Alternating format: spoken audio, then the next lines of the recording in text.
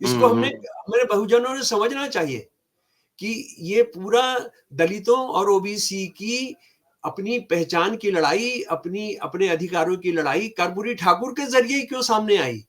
क्योंकि वो इस जाति से संबंध रखते हैं, वो पूरे समाज में घूमता है, देखता है क्या हो रहा है, ब्राह्मण क्या कर रहा है, वो क्या कर रहा है, वो क्या कर रहा है। डीटीयू था शायद, मुझे जहां तक याद है, उसके ऊपर बाहर बाहर पोस्टर लगाए गए थे कि नाली की ईंट चौबारे पर नहीं लगेगी, नहीं लगी। यानी ओबीसी जो हैं, ये गरीब लोग जो हैं, ये जो दलित हैं, ये जो शूद्र हैं, ये नाली की ईंट है, ये नाली के अंदर लगने वाली चीज है। इनको कोई भी सम्मान और इज्जत नहीं दी जा सकती है। कर्पूरी ठाकुर की मां के बारे में आरएसएस और भारतीय जनसंघ और ऊंची जाति के लोग जो शर्मनाक नारा दे रहे थे वो ये था कि ये रिजर्वेशन कहां से आई, कर्पूरी की मां भी आई। यानी मां के बारे में कितना अपमानित, कितना शर्मनाक शब्द के मां के बहाने से ये पैदा हुई है, नहीं कोई नाजायज औलाद है ये इस तरह की बात आरएसएस, जनसंघ के लोग और ऊंची जाति के लोग कर रहे थे। बीजेपी के इतने सबसे ज्यादा मेंबर अगर किसी एक सेक्शन से आते हैं तो वो ओबीसी आते हैं, 80-85 मेंबर पार्लियामेंट आते हैं। उनका भी उनको एतबार नहीं है कि वो वोट मिलेंगे, तो उन्होंने कर्पूरी ठाकुर जी का नाम उनको अचानक याद आ गया। और नीतीश और जो बिहार की सरकार है वो जिस तरह से उनको नाम मनाने जा रही थी, तो उसको प्रीएम्प्ट करने के लिए, यानी कोई जो किया जा रहा है, जो कुछ लोग करने जा रहे हैं, तो उसका श्रेय खुद को लेने के लिए कि मैं तो इसके बारे में पहले से ही सोच रहा था, ये उन्होंने उसको करने की कोशिश की है।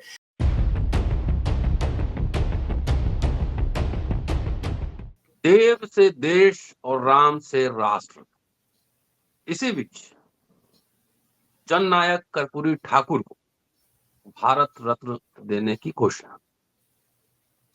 कर्पूरी ठाकुर बिहार में 2 बार मुख्यमंत्री रहे, अति पिछड़ा समाज से आते हैं। बिहार में जाति सर्वे हुआ, नीतीश कुमार की सरकार ने जाति सर्वे करवाया, इसमें पता लगा कि 35 से 36% वहां आबादी जो है अति पिछड़ा समुदाय की। क्या है इसके मायने, इसके रणनीति क्या है, इसके पीछे राम राष्ट्र की भी घोषणा हो रही है। केंद्र सरकार जाति जनगणना कराने से पीछे हट रही, मना कर रही। तो जब कर्पूरी जी को भारत रत्न मिल रहा है, ये सब बधाई, अच्छी बात है, लेकिन उनके समुदाय की क्या हालत है, सामाजिक आर्थिक राजनीतिक हालत क्या है, ये भी जानना बेहद जरूरी है।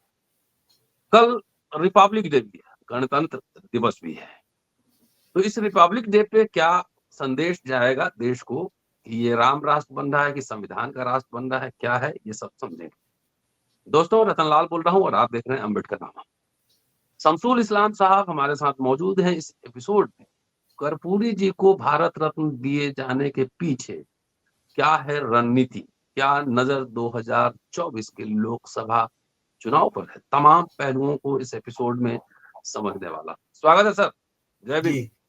जय भीम, इनकलाब जिंदाबाद। जी सर। डॉक्टर रतनलाल, बहुत शुक्रिया एक बार फिर साथ बैठने और बहुत गंभीर, बहुत जरूरी मसलों पर बातचीत करने के लिए। तो एक तो पर्सनली मेरे लिए बहुत खुशी की बात है कि मैं जिस बिरादरी से आता हूँ उस बिरादरी के एक आदमी को भारत रत्न मिला है। लेकिन भारत रत्न मिलने का जिन लोगों को इतिहास है, जिन लोगों को दिए गए हैं, तो ये कर्पूरी ठाकुर उसमें कैसे आ गए, तो ये एक बहुत एक पहली है जिसको हमको जरूर समझना चाहिए। और मैं बिल्कुल ईमानदारी से कह सकता हूं, मोदी जी हिंदू हृदय सम्राट, और जो देश की महिलाओं के लिए जिनकी गारंटी है, वो सब हम उसके बारे में सुनते रहे। मोदी की गारंटी, मोदी सरकार की भी गारंटी नहीं। और वो उनका अगला चुनाव तो हम 1 साल पहले से सुन रहे हैं कि वो तो अगला जो चुनाव है 2024 का, उसमें उनको 400 सीट आने जा रही है, ये सब होने जा रहा है। लेकिन कहीं ना कहीं मोदी हिले हुए हैं। हमारा जो प्रधानमंत्री है वो हिला हुआ है, उसको ये सब नहीं लग रहा है कि वो इतनी आसानी से वो सत्ता में आ जाएंगे। और 2 बातें हैं डॉक्टर रतनलाल, मैं यहाँ साथियों के साथ साझा करना चाहता हूँ। एक तो उनको ये था कि एक लाइसेंस मिला हुआ है कि सब हिंदू उनके साथ हैं। अगर सब हिंदू उनके साथ होते तो उन्होंने ये आधा बना हुआ मंदिर जिसमें अभी जाने का और आने के रास्ते तय नहीं है, वो 23 तारीख को जो कुछ हुआ उसको हमारे हमारे सामने है, और बदकिस्मती से काफी लाठीचार्ज हुआ, लेकिन कोई अखबार ऐसा नहीं है जिसने ये लिखा हो कि भाई ये बद इंतजामी हुई है। बस ये हुआ कि पुलिस ने मशक्कत करनी पड़ी है, पुलिस को मशक्कत करनी पड़ी है, तो ये इस सब पर वो दब गया सब कुछ। तो ये मंदिर पूरी तरह से तैयार नहीं है। मंदिर सिर्फ जब जब 20,000 पुलिस वाले आ जाएंगे और सारी दुनिया के पूंजीपति और एक्टर जो बद्दी फिल्मों के अंदर काम करते हैं, जिन्होंने कैसे कैसे पूंजीपति जिन्होंने पैसा कमाया है सारी दुनिया के लोगों ने, जिन पर बहुत मुकदमे चल रहे हैं, उनके लिए तो आप इंतजाम कर सकते हैं, उनके अपने हवाई जहाज से आएंगे, लेकिन लोगों के लिए वहां कोई इंतजाम नहीं था। तो ये क्या दर्शाता है? ये दर्शाता है कि मोदी जी को लग रहा था कि हिंदू वोट नहीं देंगे, तो इसलिए हमने इस काम को करना जरूरी है। अब ये देखिए, एक और उनको ये था कि भाई तो उनके तो बीजेपी के इतने सबसे ज्यादा मेंबर अगर किसी एक सेक्शन से आते हैं तो वो ओबीसी आते हैं, 80-85 मेंबर पार्लियामेंट आते हैं, उनका भी उनको एतबार नहीं है कि वो वोट मिलेंगे। तो उन्होंने कर्पूरी ठाकुर जी का नाम उनको अचानक याद आ गया, और नीतीश और जो बिहार की सरकार है वो जिस तरह से उनको नाम मनाने जा रही थी, तो उसको प्रीएम्प्ट करने के लिए, यानी कोई जो किया जा रहा है, जो कुछ लोग करने जा रहे हैं, तो उसका श्रेय खुद को लेने के लिए कि मैं तो इसके बारे में पहले से ही सोच रहा था, ये उन्होंने उसको करने की कोशिश की है। ये कोई जुमला नहीं है, ये कोई एक डायलॉग मैंने नहीं बोला है। देखिए, सबसे पहले मैं आपसे बताना चाहता हूं, हम कर्पूरी ठाकुर जी पर ही आ जाएं। कर्पूरी ठाकुर जी मुख्यमंत्री बने थे सन 1978 में, और जस्टिस पार्टी जो आजादी से पहले की जस्टिस पार्टी थी मद्रास के अंदर, तमिलनाडु को उस वक्त में मद्रास प्रांत कहा जाता था, मद्रास अंग्रेजों के जमाने में मद्रास प्रेसिडेंसी कहलाती थी, वहां पर उन्होंने सबसे पहले रिजर्वेशन शुरू किया था, सारे ओबीसी एससीज का, ओबीसी का, मुसलमानों का रिजर्वेशन, मुसलमानों के लिए रिजर्वेशन उन्होंने शुरू किया था। और वो ब्राह्मणवादी जो थे पूरे साउथ के, नॉर्थ के, वो सारे के सारे उनके खिलाफ हो गए थे, और उनको जस्टिस पार्टी को उन्होंने हिंदू विरोधी पार्टी घोषित कर दिया था। यानी हिंदू ओबीसी को, हिंदू शूद्र को, हिंदू अनटचेबल को, हिंदू एससी को, एसटी को आप अगर उनको अधिकार, सरकारी नौकरियों में अधिकार, शिक्षा संस्थाओं में अधिकार देंगे, तो उससे एक धर्म का तंबू हिलने लगता है, वो जो तंबू गिर जाएगा, इस तरह का हुआ था।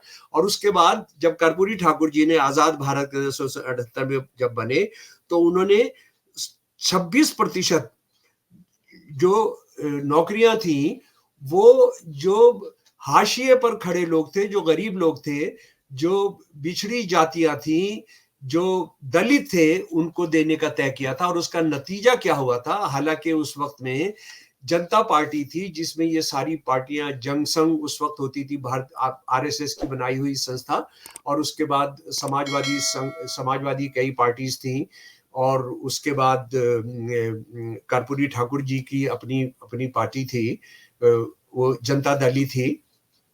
तो इसके अंदर ये सारा संयुक्त सरकार थी, और जब उन्होंने इसको लागू किया, तो पूरा जो घृणा का तांडव सारे बिहार के अंदर और उत्तरी भारत के अंदर मचाया गया था, उसकी मिसाल बाद में आपको मंडल कमीशन के लागू करने के बाद ही देखने को मिली थी।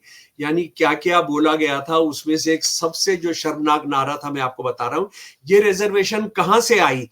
कर्पूरी की मां भी आई। यानी आप कर्पूरी ठाकुर की मां के बारे में आरएसएस और भारतीय जंग संघ और ऊंची जाति के लोग जो शर्मनाक नारा दे रहे थे, वो ये था कि ये रिजर्वेशन कहां से आई? कर्पूरी की मां भी आई।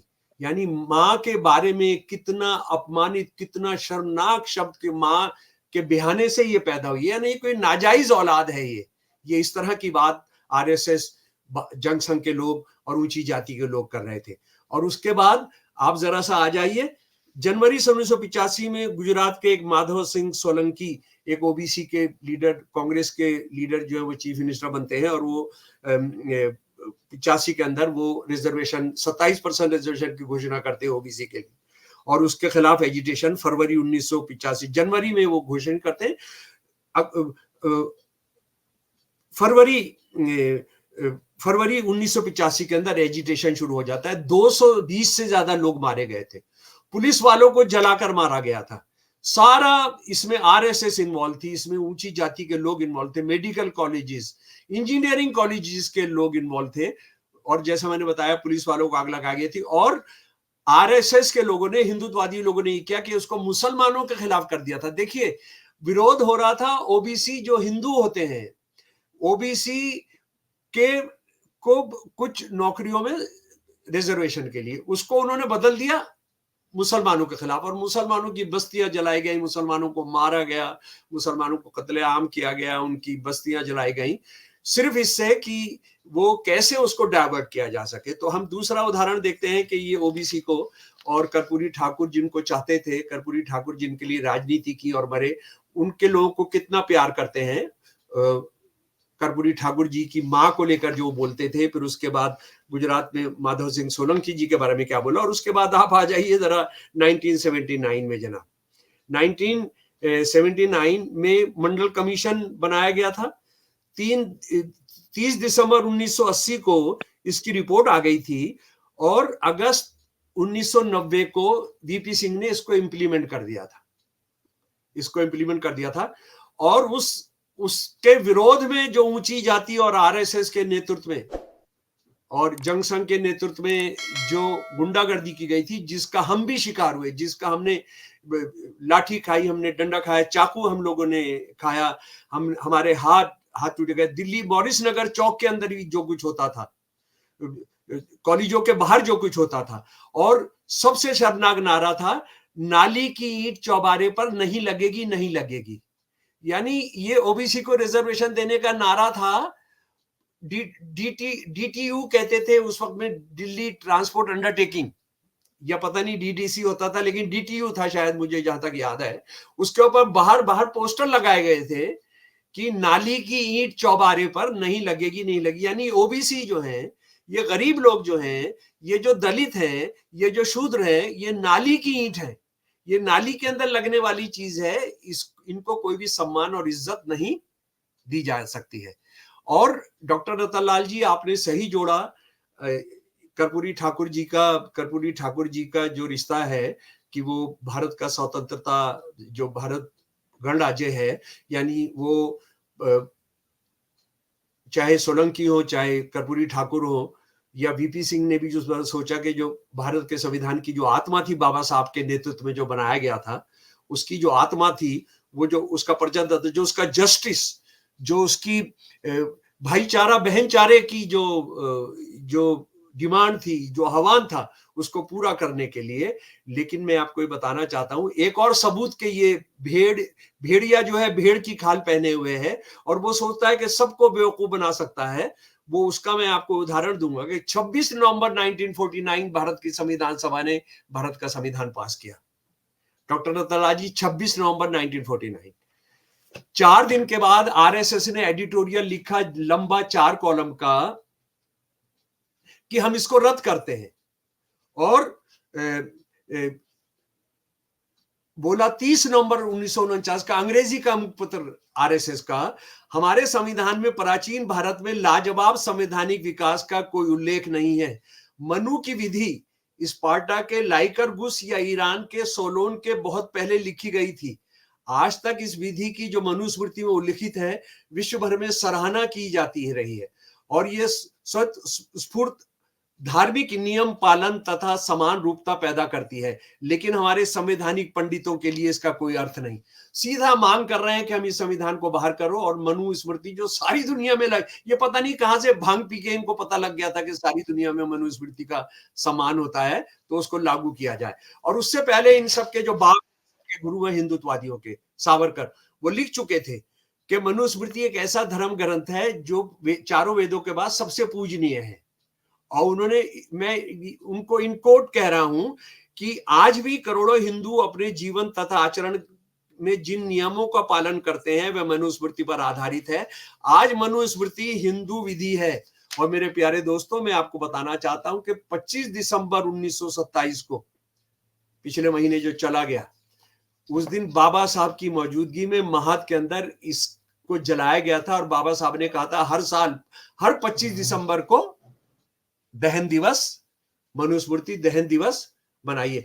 और ये मनुस्मृति को कितना प्यार करते हैं आरएसएस वाले, ये साथी लोग जानते नहीं है, बहुजन भी नहीं जानते कि मैं आपको बताना चाहता हूं, जब 100वां जन्मदिन हुआ हेडगेवार का, आरएसएस के निर्माता का, तो उसको सेलिब्रेट करते हुए हाई कोर्ट के बाहर मनु की मूर्ति लगाई गई। इसका मैं आपको ओरिजिन कैसे हुआ यह मैं आपको बताना चाहता हूं।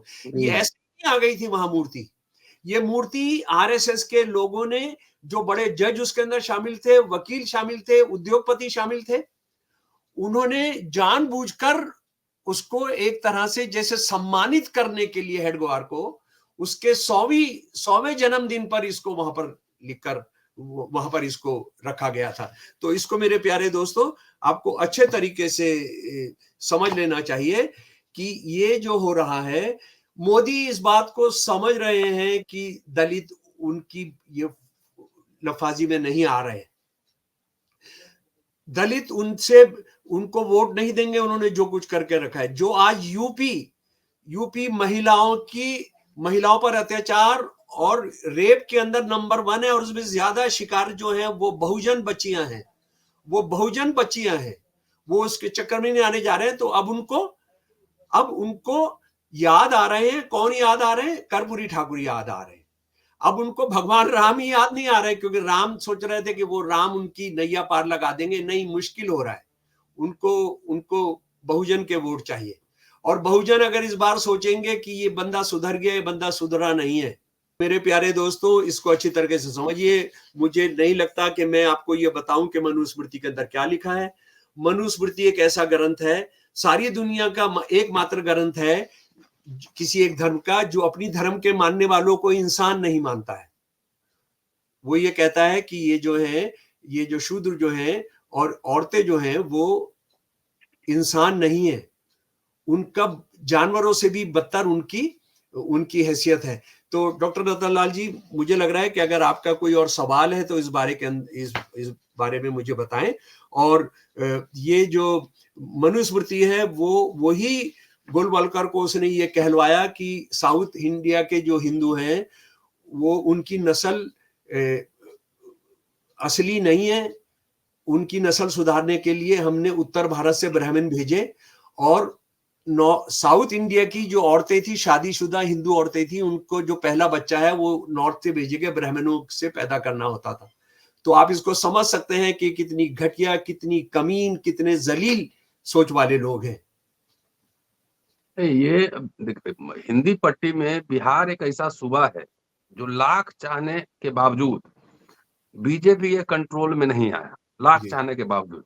जी, कास्ट सर्वे भी हो गया है, उसका दबाव है, वो तो अब सीधा सब कुछ सामने आ गया, कौन कितना पॉपुलेशन है। क्या 2024 के चुनाव को दिमाग में रखते हुए कर्पूरी जी को दिया गया है कि वहां से अति पिछड़ा वोट मिले?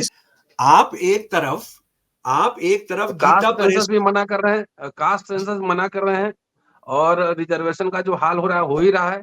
जी। और कर्पूरी जी के समुदाय की क्या स्थिति है, ये भी लोग जानते हैं। जी। तो और दिल्ली नहीं, आप रिजर्वेशन की बात कर रहे हैं, दिल्ली यूनिवर्सिटी से आप हैं, मैं भी दिल्ली यूनिवर्सिटी से रहा हूं। दिल्ली यूनिवर्सिटी में टीचर्स का क्या हाल करके रखा है, बहुजन टीचर्स का, वो आपके सामने। महिलाओं के साथ क्या करके रखा है, ये आपके सामने है। तो मैं तो बिल्कुल, देखिए, बहुजन समझ लीजिए, भेड़िए जो है भेड़ की खाल ओढ़कर आ रहे हैं। सर, राम राष्ट्र मतलब हिंदू राष्ट्र घोषणा तो हो ही गई एक तरीके हाँ से। जी। तो इसमें नाई समाज की स्थिति क्या होगी? नाई समाज हमेशा संघर्ष करता रहा है। नाई समाज हमेशा, और सवाल नाइयों का नहीं है ना, ये कोई किसी अलग पर हमला नहीं है ना।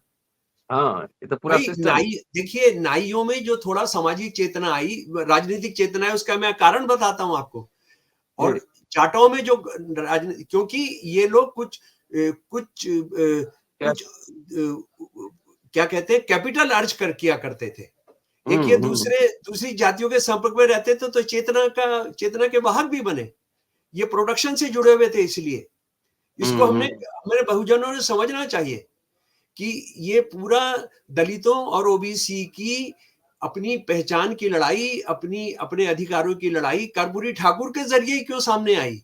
क्योंकि वो इस जाति से संबंध रखते हैं। वो पूरे समाज में घूमता है, देखता है क्या हो रहा है, ब्राह्मण क्या कर रहा है, वो क्या कर रहा है, वो क्या कर रहा है। जी। आप जिसकी माँ को लेकर इतनी घटिया बात बोलते थे कि उसकी माँ भी आ गई और उसकी माँ की भी आने से नाजायज रिजर्वेशन पैदा हो गई।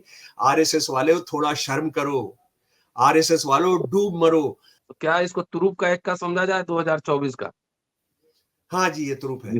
राम मंदिर से भी उनको लगता था कि नहीं होगा, और ये तुरुप का चाल देखिए। बांग्लादेश के मुसलमानों ने पाकिस्तानी कठमुल्लाओं के खिलाफ तुरुप का चाल खेला था। भारत की जनता भी तुरुप का चाल खेलेगी। चलिए, शुक्रिया सर, बहुत शानदार बातचीत के लिए। और दोस्तों, शमसुल इस्लाम साहब हैं, पूरा वीडियो सुनिए, शेयर और सब्सक्राइब करते रहिए। Thank you sir.